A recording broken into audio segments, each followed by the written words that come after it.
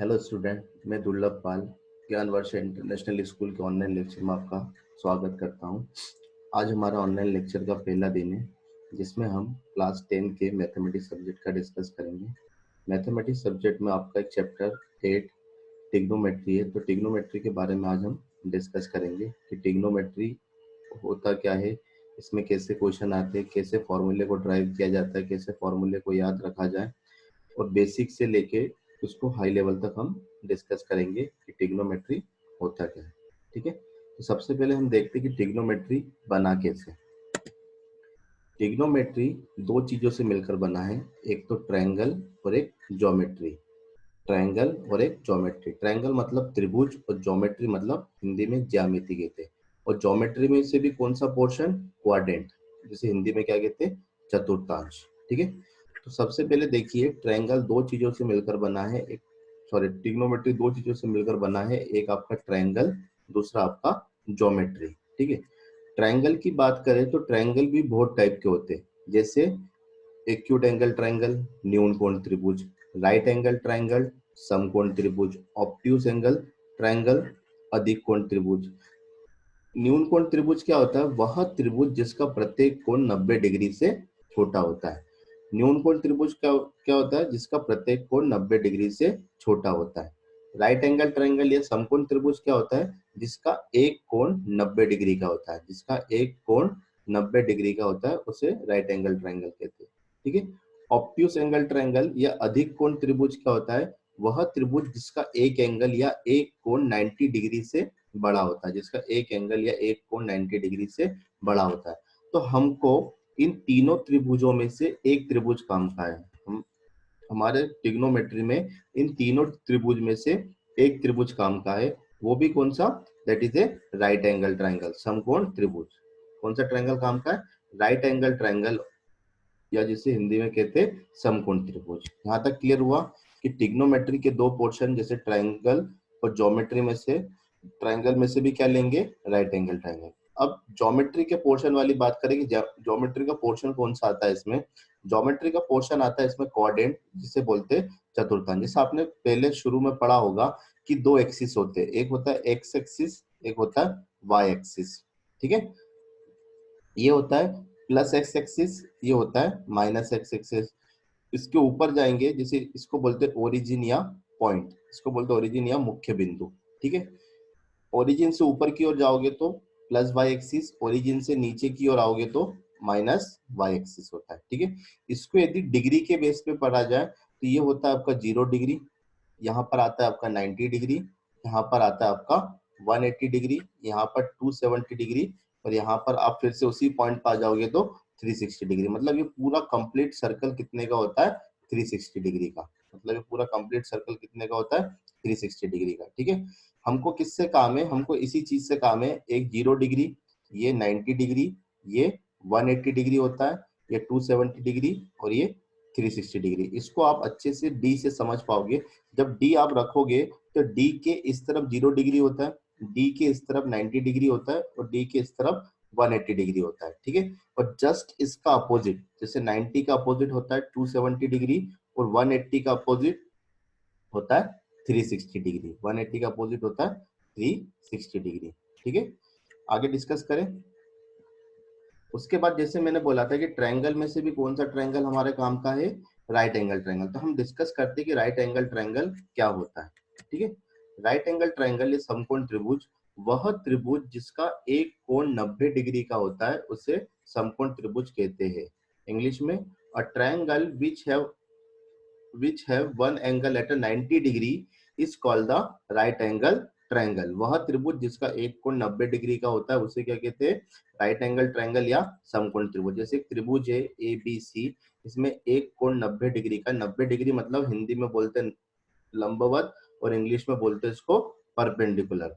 हिंदी में क्या बोलते हैं इसको, लंबवत, और इंग्लिश में परपेंडिकुलर। जिसका एक कोण 90 डिग्री होता है उस ट्रायंगल को क्या कहते हैं, राइट एंगल ट्रायंगल। ठीक है, अब जैसा कि आपको पता है कि ट्रायंगल में कितनी भुजाएं होती है, कितनी साइड होती है, 3 साइड होती है। तो सेम इसी तरीके से राइट एंगल ट्रायंगल में भी 3 साइड होती है। तो कौन से साइड को क्या कहते हैं वो हम डिस्कस करते हैं, ठीक है। जैसे ट्रायंगल की 3 साइड होती है, तो राइट एंगल ट्रायंगल में भी 3 साइड होगी, वो 3 साइड को हम क्या क्या कहते हैं वो हम देखते हैं। जैसे side of a right angle triangle, समकोण त्रिभुज की भुजा, ठीक है। तो ट्रायंगल में कितनी भुजा होती है? 3, 1 2 3। एक भुजा को कहते हैं कर्ण, इंग्लिश में कहते हैं इसको हाइपोटेनियस। दूसरी भुजा को कहते हैं लंब, इंग्लिश में बोलते हैं इसको परपेंडिकुलर। तीसरी भुजा को कहते हैं आधार, इंग्लिश में कहते हैं इसको बेस। तीनों साइड के हमने नाम दे दिए, एक होता है हाइपोटेनियस, दूसरा होता है परपेंडिकुलर, तीसरा होता है बेस। अब सर हाइपोटेनियस किसे कहते हैं, परपेंडिकुलर किसे कहते हैं और बेस किसे कहते हैं, ठीक है। मतलब कर्ण, लंब और आधार कहाँ कहाँ पर होता है, देखो डिस्कस करते हैं। जैसे ये आपका एक राइट एंगल ट्रायंगल है, 90 डिग्री पे क्या है आपका, सॉरी बी एंगल कितने डिग्री का है आपका, 90 डिग्री का। 90 डिग्री का मतलब ये कौन सा ट्रायंगल हो गया, राइट एंगल ट्रायंगल, ठीक है। अब इन तीनों की पोजीशन देखते हैं कि तीनों पोजीशन कहाँ कहाँ पर होता है। तो 90 डिग्री के सामने वाली साइड को क्या कहते हैं, कर्ण या हाइपोटेनियस। जैसे आपका 90 डिग्री यहाँ पर है, तो 90 डिग्री के सामने वाला साइड क्या होगा, दैट इज अ कर्ण या हाइपोटेनियस, ठीक है। 90 डिग्री के सामने वाली भुजा क्या होती है, कर्ण या हाइपोटेनियस। सेम इसी तरीके से थीटा के सामने वाली साइड क्या होती है, लंब या फिर परपेंडिकुलर। थीटा की सामने वाली साइड क्या होती है, लंब या फिर परपेंडिकुलर। जैसे समझिए ये आपका ट्रायंगल है, राइट एंगल ट्रायंगल, ये 90 डिग्री है, ठीक है। यदि आपने थीटा यहाँ पर माना, थीटा मतलब कोई सा भी एंगल हो सकता है, कोई सा भी कोण हो सकता है। यदि आपने थीटा यहाँ माना, तो थीटा के सामने वाली भुजा क्या होगी आपकी, लंब होगी। थीटा के सामने वाली भुजा क्या होती है, लंब होती है। तो ये आपका क्या हो जाएगा, परपेंडिकुलर।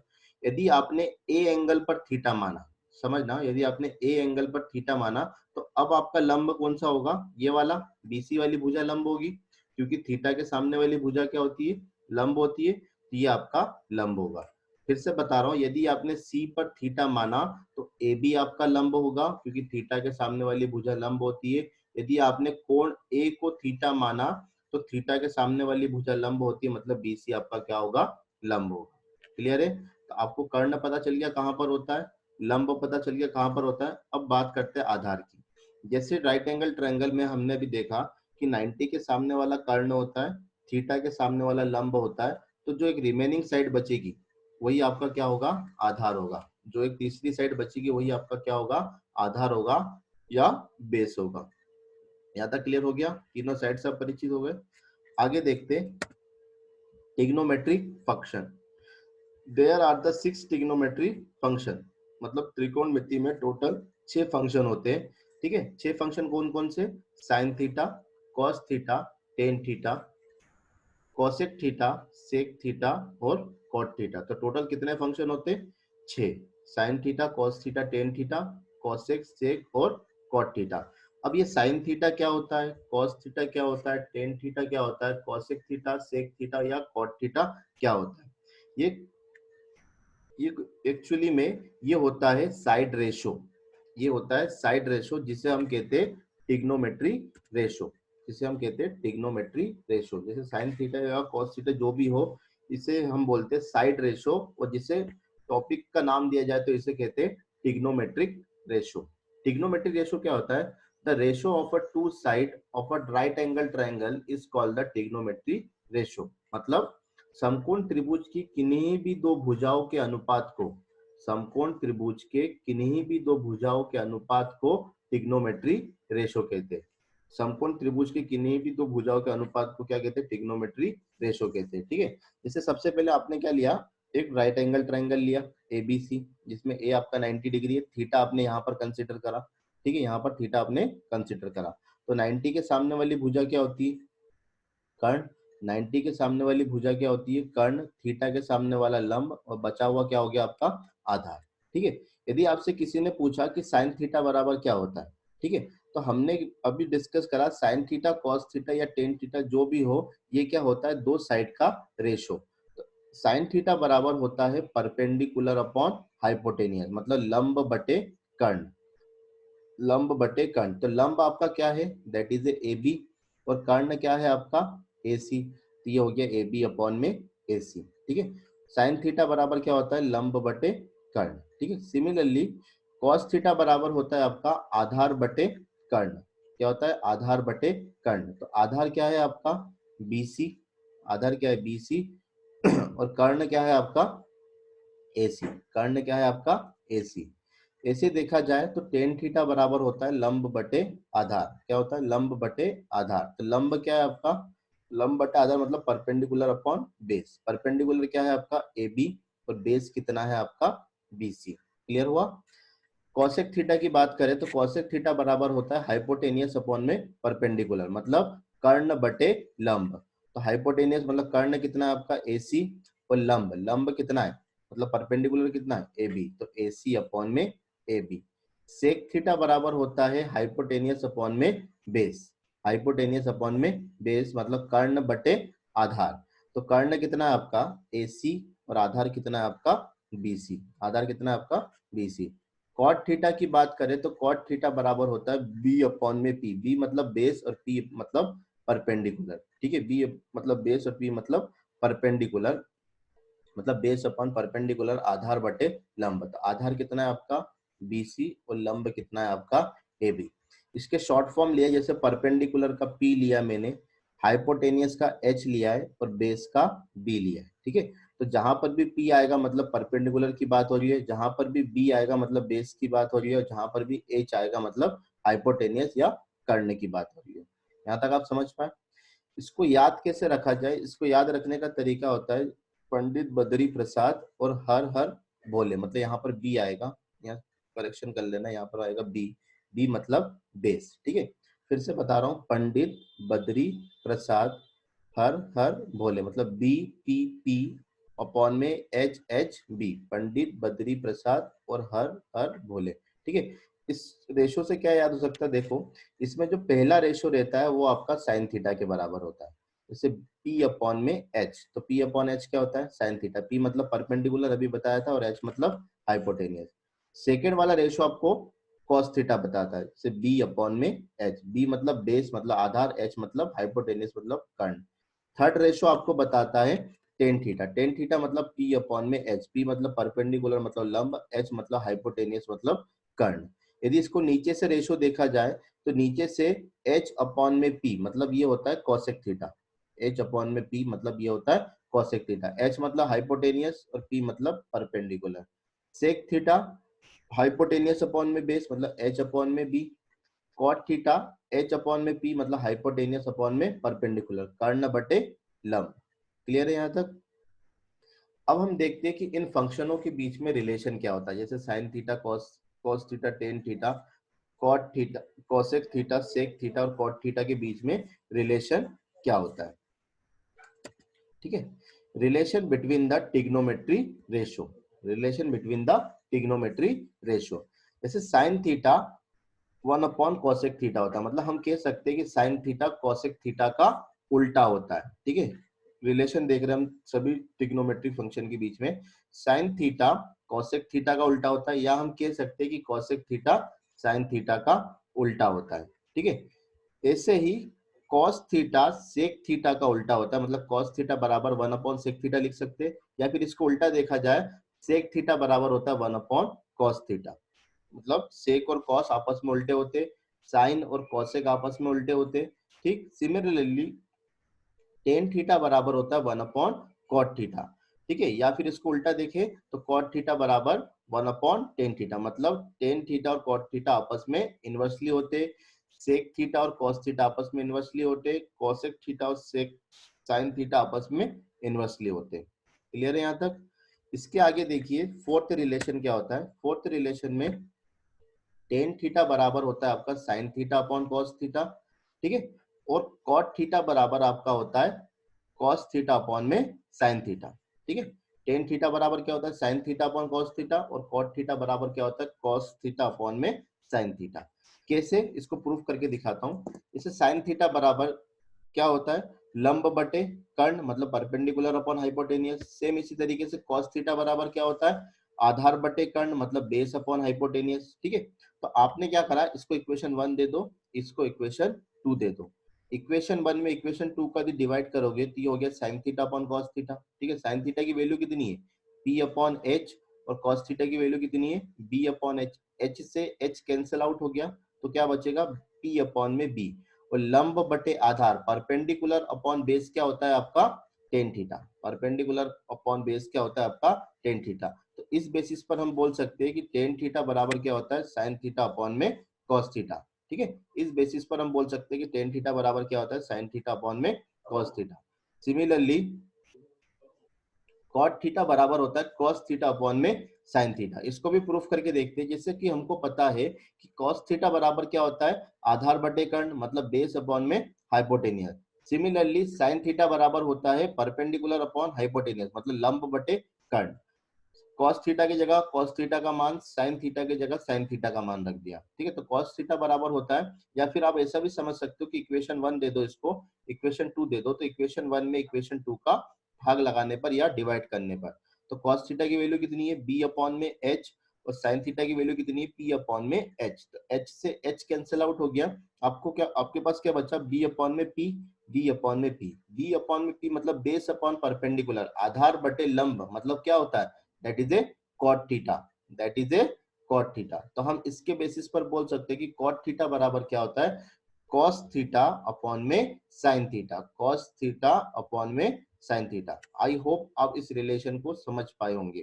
ठीक है, इसके नेक्स्ट टॉपिक डिस्कस करें। नेक्स्ट टॉपिक है आपका पाइथागोरस थ्योरम। ठीक है, हेडिंग डाल लीजिए पाइथागोरस थ्योरम।